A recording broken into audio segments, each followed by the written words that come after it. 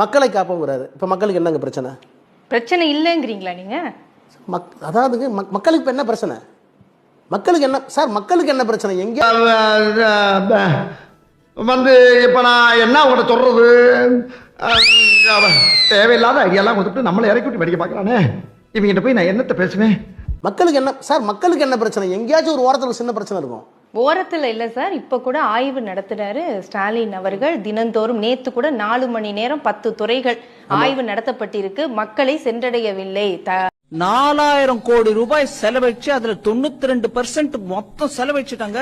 என்ன மழை வந்தாலும் ஒன்னும் ஆகாதுன்னு சென்னையை பத்தி பேசினவரு, வெள்ளம் வந்த பிறகு சென்னையில மிச்சாங் வந்த பிறகு என்ன சொல்றாரு, 42% தான் அதுல செலவழிச்சிருக்கோங்க, மீதி நாங்க செலவழிக்கலைங்கிறீங்களா? அது வந்து ஒட்டுமொத்தமான மக்கள் பிரச்சனை சொல்லக்கூடாது. ஒரு சில திட்டங்கள் இன்னும் கீழே போய் சேர்றதுக்கான ஆய்வு அது. நாங்க செய்யற ஆய்வையே எங்களுக்கு எதிரான ஆயுதமா நீங்க பயன்படுத்தக்கூடாது. மக்களுக்கு என்ன டோட்டல் மாசம் தமிழ்நாடு முழுக்க ஒரு இன்செக்யூரிட்டி இருக்கா? இல்ல சாப்பாட்டுக்கு வழி இல்லாம இருக்காங்களா? இல்ல பெரும் பஞ்சம் இருக்கா? சொல்லுங்க. ஸ்டாலின் தான் வந்தாரு, நீச்சல் அடிக்க விட்டாருன்னு விட்டு வச்சுக்கிறாரு பேரு.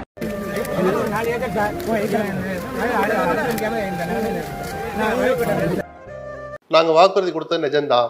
ஆனா இங்க வந்து பார்த்த பிறகு சில பிரச்சனைகள் எங்களுக்கு தெரிய வருது. இந்த பழைய ஓய்வூதிய திட்டமும் அது மாதிரிதான். அமல்படுத்த முடியுமா முடியாதா? அமல்படுத்த முடியல, எதனால அமல்படுத்த முடியல சொல்லி புரிய வைங்க.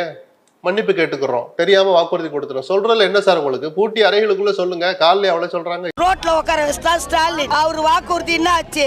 ஓட்டு கேட்கும் போது காலை பிடிச்ச, இன்னைக்கு ஓட்டை வாங்கி எங்களை ரோட்ல உட்கார வைக்கிற, நீ நிலையா நிக்க போறது இல்ல, இது உறுதி.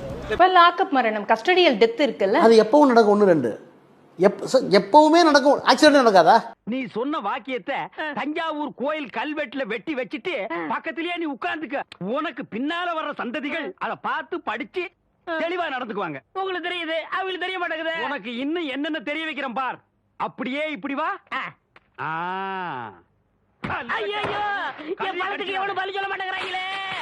ஆக்சிடென்ட் நடக்காதா? கொலையே நடக்காதா? லாக்அப் மரணமே நடக்காதா? நடந்ததே இல்லையா?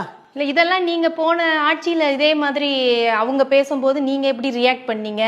அதிமுக ஆட்சியில நடக்கும்போது நீங்க எப்படி ரியாக்ட் பண்ணீங்க? நடக்கும்போது ஒரு முதலமைச்சர் எப்படி ரியாக்ட் பண்ணாரு? நல்ல கேள்வி, அருமையான கேள்வி. இது ஒரு நல்ல கேள்வி. பதில சொல்றா. அந்த பயப்புண்டா இருக்குல்ல, போடா சின்ன ஆத்தா, இவருதான் மானஸ்தன். வணக்கம். மானஸ்தனா? மூஞ்சி பார்த்தா அப்படி தெரியலையே. பேர் வைக்கும் போது குப்புறப்படுத்திருந்தாரு, வச்சதுக்கு அப்புறம் தான் மூஞ்சி பாத்துருக்காங்க.